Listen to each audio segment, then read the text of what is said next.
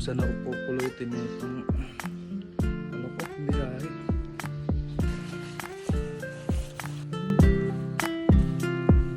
Let's go. Tingnan muna natin dito kung anong meron. May resort dito. Kaya ako dito.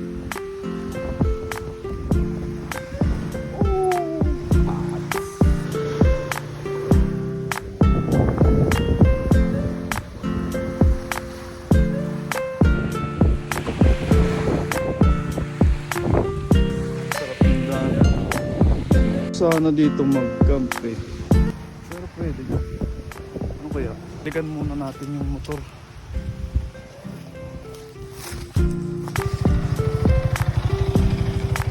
Dito o diretso tayo, men.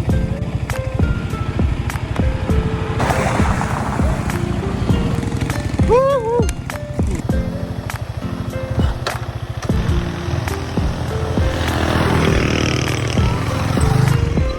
Ako dong nakasulat Saob Cave. Puntahan natin. Ito tayong paggawa na banig, mga native products. Doon tayo sa mga paliguan or mga spot na walang tao.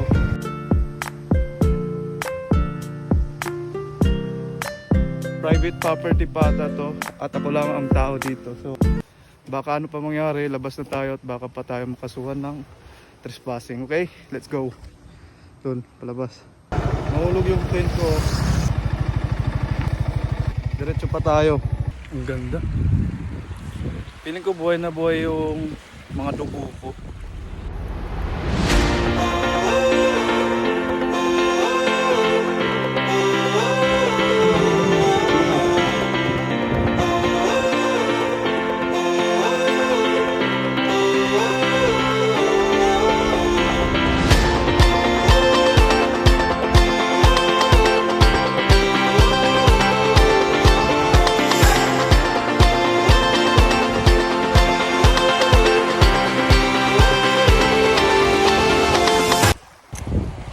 Dapat bala.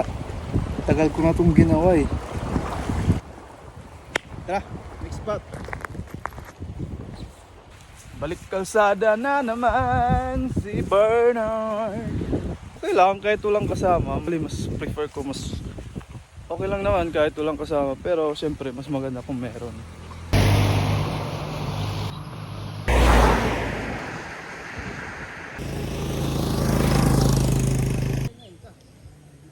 Nakausap ko si kuya, pwede daw ako matulog doon.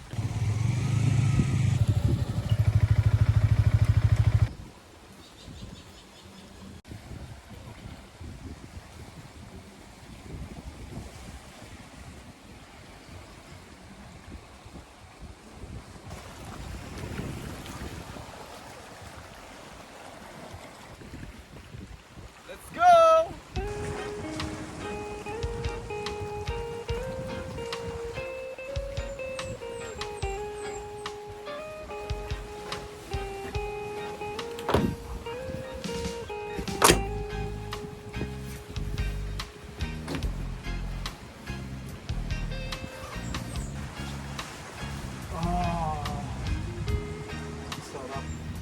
Solo ko yung resort.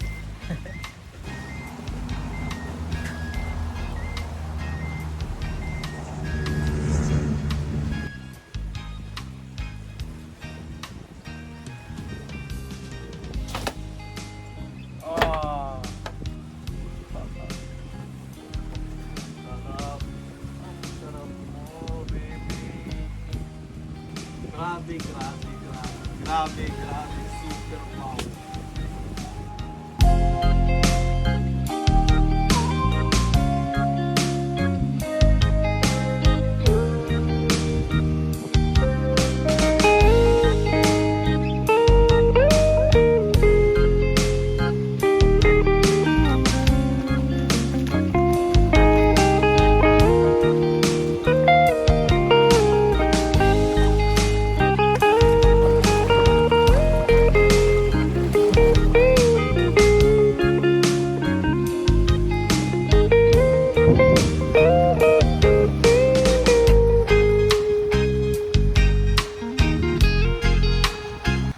masaklap nito, wala akong tsinelas. Bili muna ako ng pagkain pa akong kumain ng buong araw.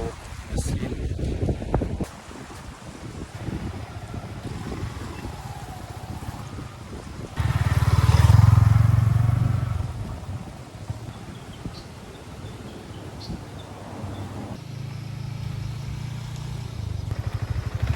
Ito lang binili ko, tig 45. Ito lang, yun lang dinner ko. Pero okay na ito. Parang na yun. Kutsara na. Perfect bite.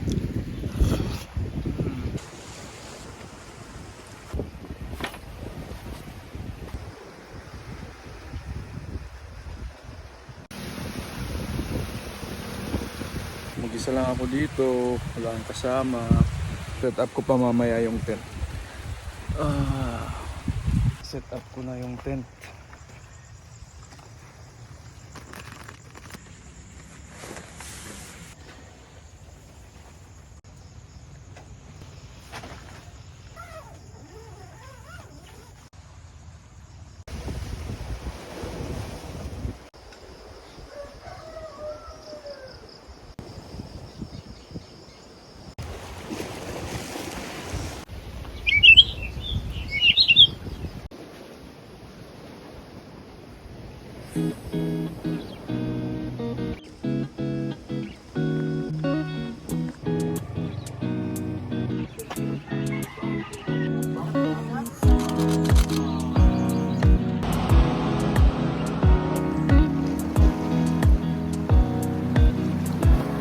Ito na-survive ko rin yung buong gabi ko pag-stay dito. Hindi naman masyadong nakakatakot, sakto lang.